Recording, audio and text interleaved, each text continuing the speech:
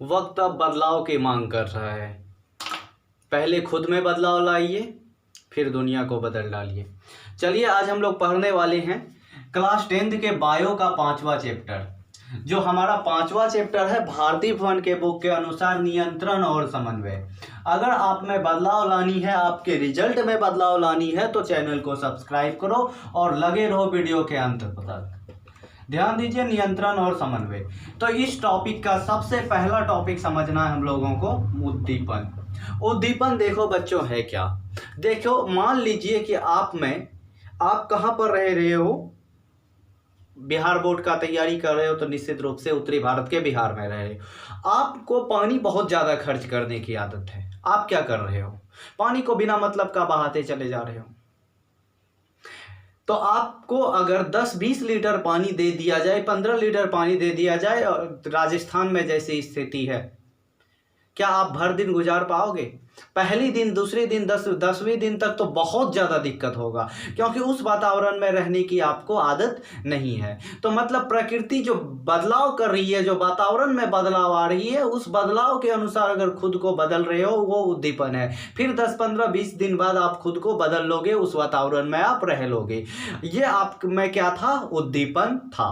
मतलब वातावरण में हो रहे परिवर्तन के अनुसार यदि खुद को बदल ले रहे हो, यही गुण आपका क्या कहलाता है? उद्दीपन कहलाता है।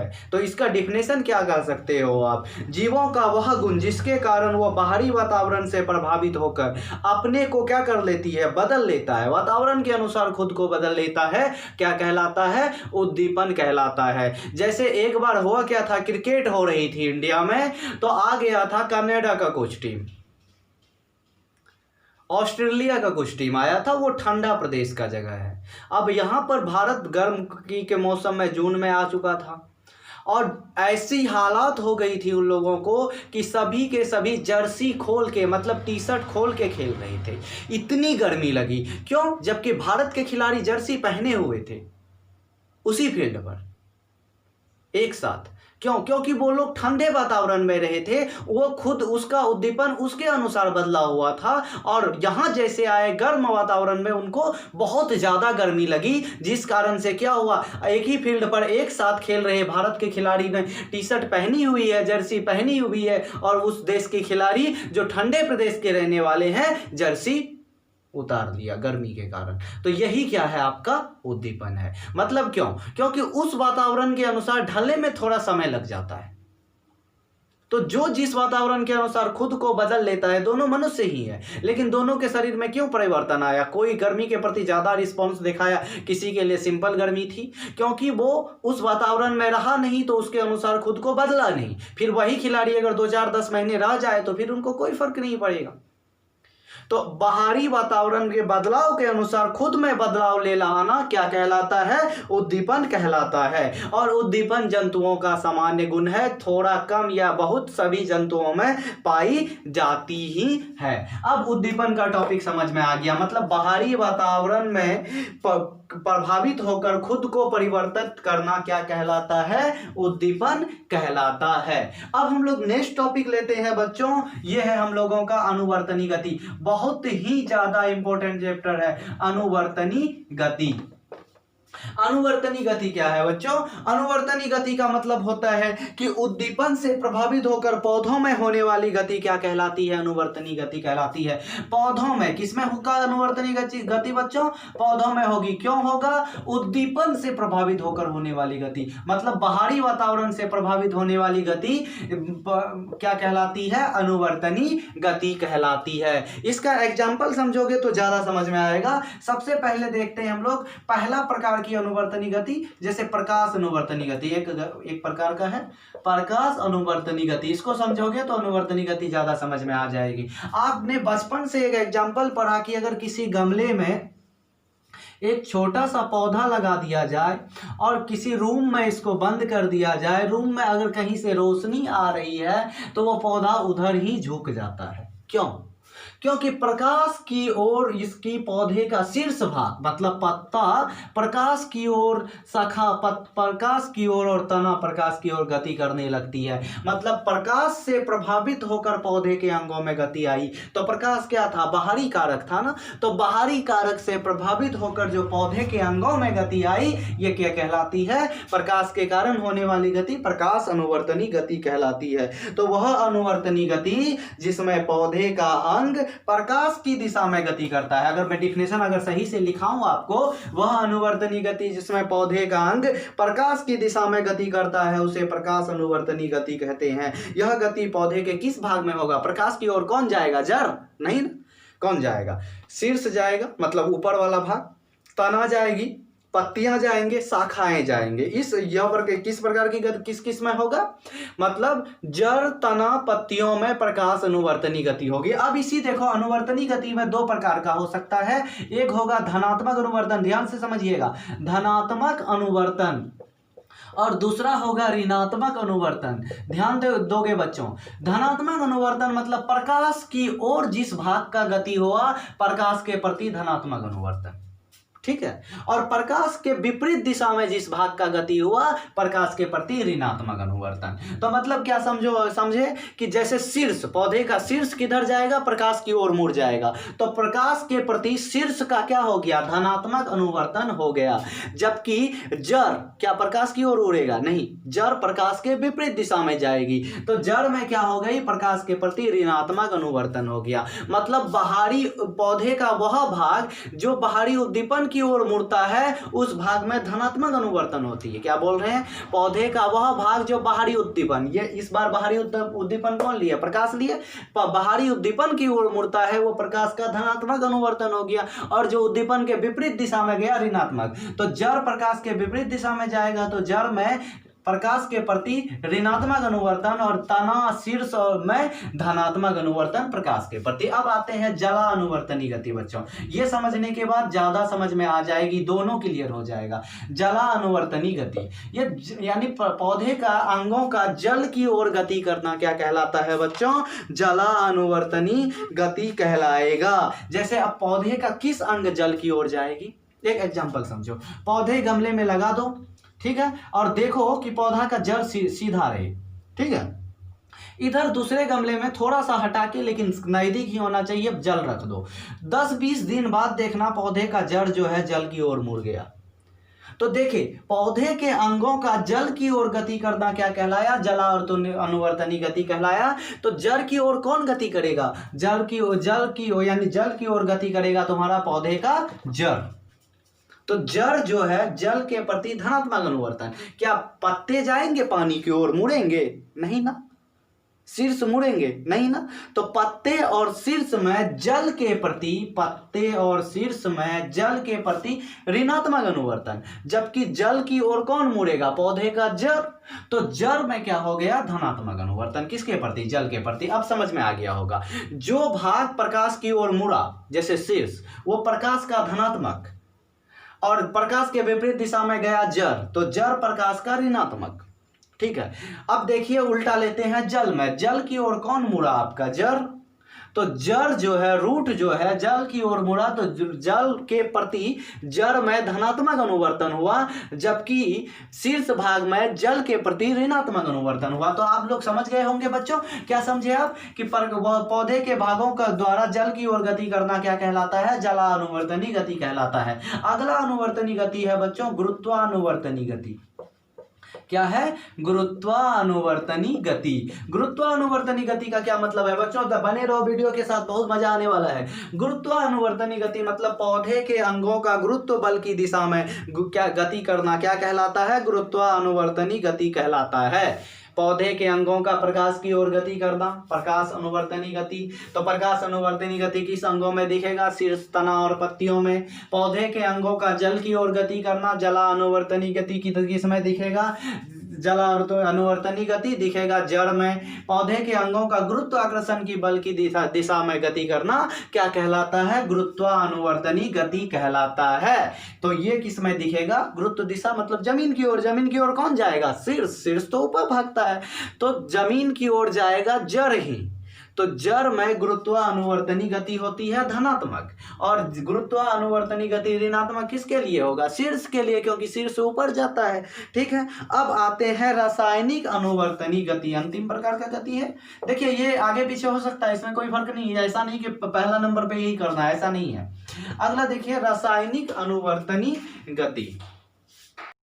रासायनिक अनुवर्तनी गति का बात कर रहे हैं हम लोग। ठीक है, रासायनिक अनुवर्तनी गति क्या है बच्चों? आप लोग जानते हो कि हमारे शरीर में ढेर सारे हार्मोन्स रिलीज होते हैं, तो उसी तरह पौधे के शरीर में भी ढेर सारे हार्मोन्स रिलीज होते हैं, और उस हार्मोन्स के कारण जो पौधे में विभिन्न प्रकार की गतियां होती है उसे रासायनिक अनुवर्तनी गति कहते हैं। और यह प्रकार रासायनिक अनुवर्तनी गति जो है ना, परागन के समय, परागन का मतलब जिस समय पौधे में फल लगता है, फूल लगता है, वही परिस्थिति परागन कहलाती है। चैप्टर में पढ़ेंगे। परागन के समय पराग नलिका के बीजांड में दिखाई देती है इस प्रकार का गति। तो रासायनिक अनुवर्तनी गति पौधे में हार्मोन्स की वजह से जो गतियां होती है उसे हम लोग क्या कहते हैं बच्चों? रासायनिक अनुवर्तनी गति कहते हैं। उसके बाद आप लोग समझ गए होंगे 4 प्रकार की रासायनिक गतियां हम लोगों का खत्म हो गई। चलिए हम लोग आगे बढ़ते हैं बच्चों, हम लोग नया टॉपिक पे जाएंगे, और ये टॉपिक है हम लोगों का हार्मोन।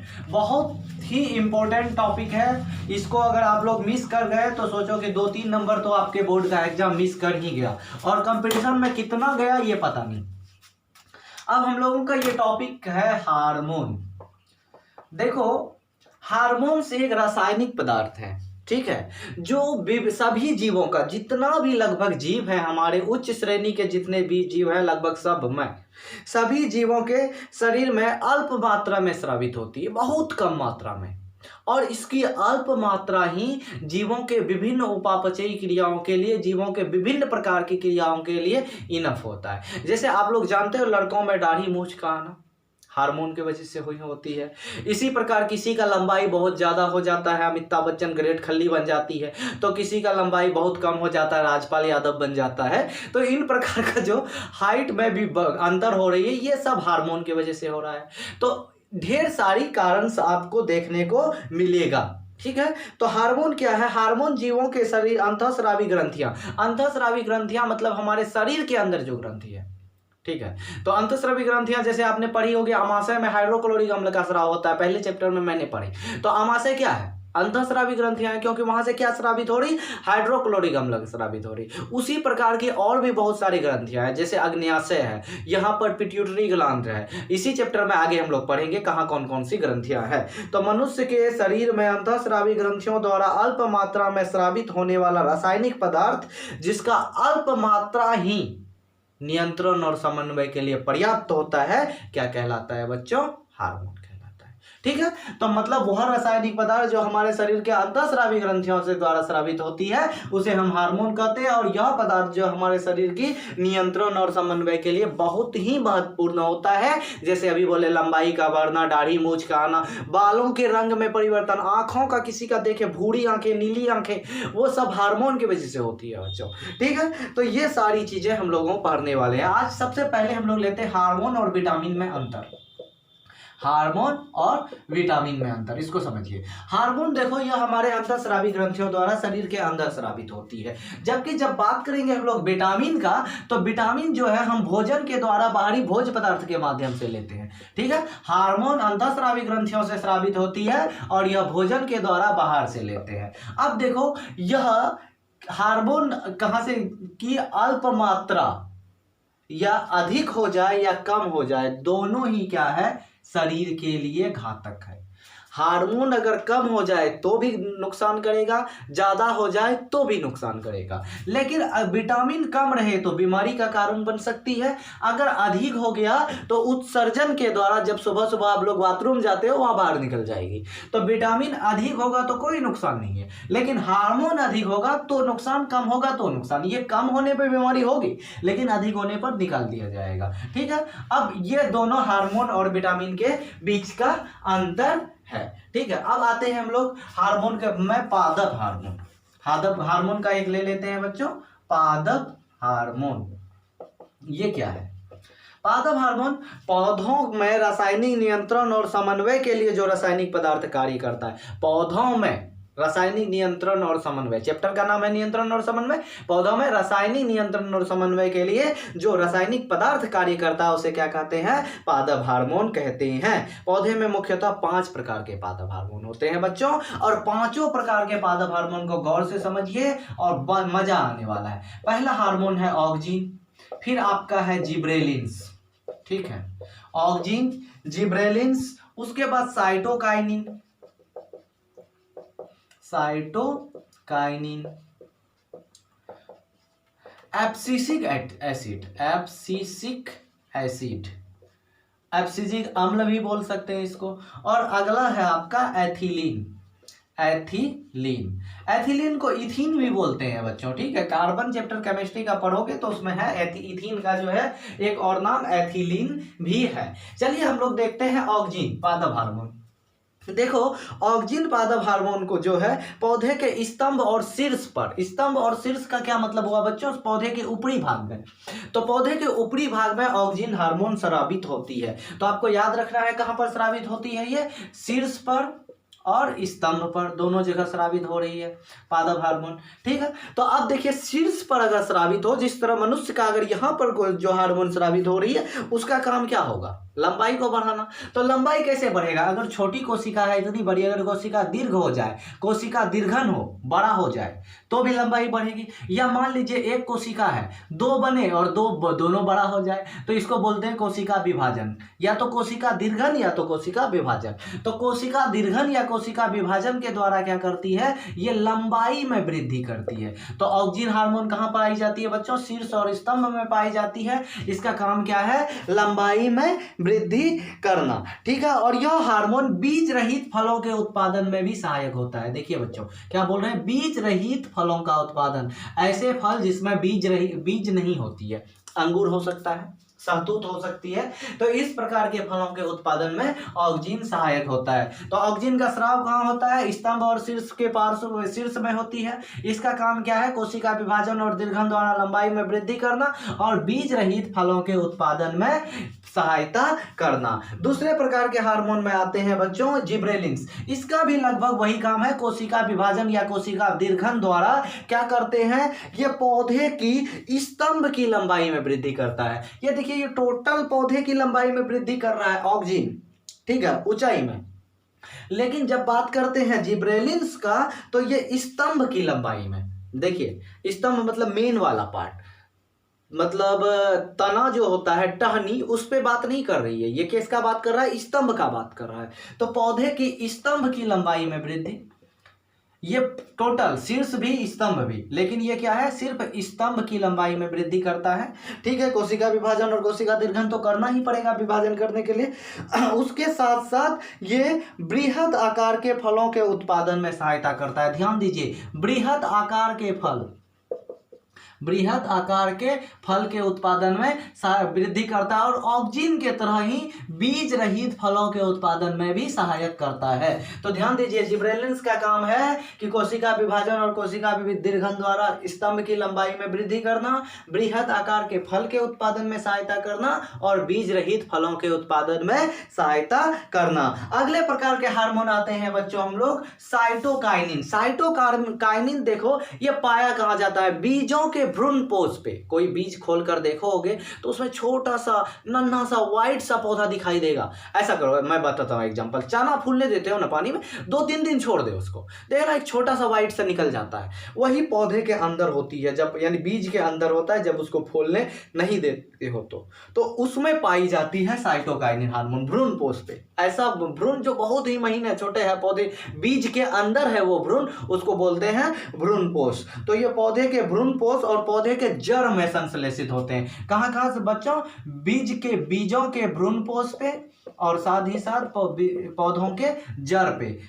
जड़ कहाँ? पौधे का, भ्रूणपोष किसका? बीजों में संश्लेषित होता है। और ये इसका काम क्या है कि लंबे समय तक क्लोरोफिल को नष्ट होने से बचाता है। देखो बच्चों, क्लोरोफिल को अगर नष्ट होने से ये बचाएगा, सूखने से बचाएगा, नष्ट होने से बचाता है। कौन बचाता है बच्चों? ये साइटोकाइनिन क्लोरोफिल को नष्ट होने से बचाता है, यानी पौधे को सूखने से बचा लेता है। क्योंकि अगर क्लोरोफिल नष्ट हो गया अचानक कम समय में, ऐसे तो पत्ते सूखते हैं बहुत लंबे समय बाद, लेकिन अचानक ही अगर पत्ता सूख गया तो क्या होगा, पौधा खत्म।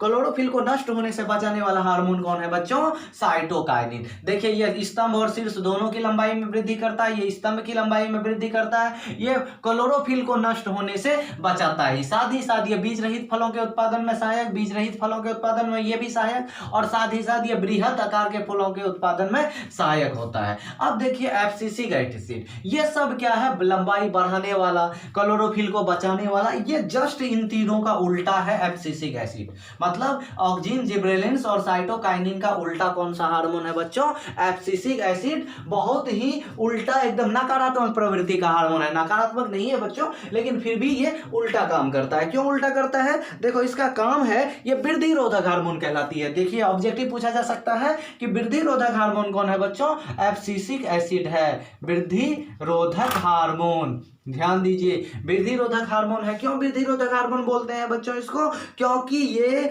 पौधे की वृद्धि को रोकता है, साथ ही पत्तियों को मुरझाने में और विगलन में सहायता प्रदान करता है। देखो इसकी भी जरूरत है, अगर एब्सिसिक एसिड नहीं होता तो पौधे इतने बढ़ते बादल छू जाता, ले तो क्या होता, बड़ी दिक्कत होती ना। तो इसीलिए ये क्या कर रही है, वृद्धि को रोक रहा है कौन, एब्सिसिक एसिड। ये क्या है, वृद्धि रोधक हार्मोन है, और क्या करता है, पत्तियों को मुरझाने में, पत्तियों को गलने में सहायता करता है। रोकता नहीं है, पत्तियों को मुरझाने से नहीं रोकता है, मुरझाने से कौन रोकता है, साइटोकाइनिन रोकता है। ये मुरझाने में सहायता करता है, जल्दी मुरझा जाए कौन, एब्सिसिक एसिड, विगलित हो जाए, गल जाए। मुरझाने में और विगलित होने में सहायता कौन करता है बच्चों, एब्सिसिक एसिड सहायता करता है। और यह जो है बीजों की, कलियों की वृद्धि को भी रोकता है, बीजों को अंकुरन को भी रोकता है। ये मतलब सारा उल्टा काम, नहसिया आदमी जिसको बोलते हैं गांव में हम लोग, यही है एब्सिसिक एसिड। अगला देखिए एथिलीन। ध्यान दीजिएगा, ये ऑब्जेक्टिव का इंटरेस्टेड हार्मोन है, क्योंकि गैसीय अवस्था में पाई जाती है बच्चों। ये हार्मोन कैसी अवस्था में पाई जाती है, गैसीय अवस्था में पाई जाने वाली हार्मोन, एकमात्र हार्मोन है एथिलीन हार्मोन। और इसका काम क्या है, ये उच्च वर्ग के पौधे में पाई जाती है, छोटे मोटे पौधे में नहीं पाई जाती, उच्च वर्ग के पौधे में पाई जाती है एथिलीन हार्मोन। और ये प्रतिकूल परिस्थिति में भी रहने वाले पौधे में, गैसीय अवस्था में पाए जाने वाला हार्मोन कौन है, एथिलीन, उच्च वर्गीय पौधों में। और सबसे बड़ी बात यह है कि इसको फल पकाने वाला भी हार्मोन कहा जाता है, क्योंकि फल पकाने के लिए आपने सुने होंगे कार्बेट डाल के फल को पकाया गया। आम है, पका हुआ लग रहा है, खाए तो खट्टा लगा, क्यों, क्योंकि वो पेड़ का पका हुआ नहीं था। कैसे पका लिया उसको, तो बोलते कार्बेट डाल के पकाया, केमिकल डाल के। यही केमिकल है बच्चों कच्चे आम को पका देने वाला, ठीक है। क्यों, एथिलीन क्या करता है, फल पकाने वाला हार्मोन। जब ये पौधे में प्राकृतिक रूप से फल पका रहा है तो बड़ी अच्छी बात है, फल मीठा हो जाएगा। लेकिन जब इसको केमिकल लैब में बनाकर कच्चे फल को पका रहा है, जैसे अभी आपको बोले कि आम खरीदे पक्का लग रहा था, खाए तो खट्टा लगा, क्योंकि उसको कृत्रिम तरीके से घर पे रख के पकाया गया, किसके सहायता से, एथिलीन की सहायता से। इसको फल पकाने वाला हार्मोन भी कहते हैं। तो ऑब्जेक्टिव यहाँ आ गया बच्चों, फल पकाने वाला हार्मोन कौन है बच्चों, एथिलीन है। इस तरह से आप लोगों को ये चैप्टर का आधा भाग खत्म हो गया, मतलब पादप में नियंत्रण हम लोग पढ़ लिए। अगला पार्ट पढ़ेंगे हम लोग जंतुओं में नियंत्रण। तुरंत चैनल को सब्सक्राइब करो और जल्द ही अगला पार्ट अपलोड हो जाएगा बच्चों। धन्यवाद।